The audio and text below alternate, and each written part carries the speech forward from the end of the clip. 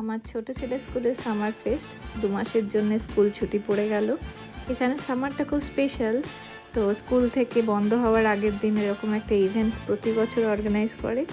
এটা চ্যারিটি কাম ফান একটা ইভেন্ট হয়। তো আমাদের পেরেন্টসদের কাছে স্কুল থেকে প্রপোজ করে যে যদি আমরা কিছু করতে পারি, যদিও আগের বছর পর্যন্ত আমি এটা জানতাম না, এই বছর জানার পরে একটা খাবারের স্টল দিয়েছিলাম। তো খুব সুন্দর ব্যাপার, খুব সুন্দরভাবে হয়ে গেল, একটা সুন্দর এক্সপিরিয়েন্স। প্রচণ্ড খাটনি গেছে আগের দিন, কিন্তু যা হয় সবাইকে ভালো করে খেতে দেখে আর সমস্ত কিছু যা বানিয়েছিলাম আর শেষ হয়ে গেছিলো। তো সেটা একটা খুব ভালো একটা শান্তির জায়গা, সবাই খুব ভালো খেয়েছিল, এসে বলছিল। তো খুব ভালো লাগলো, খুব সুন্দর করে কাটালাম একটা দিন বাচ্চাদের সাথে, একটা অন্যরকম এক্সপিরিয়েন্স।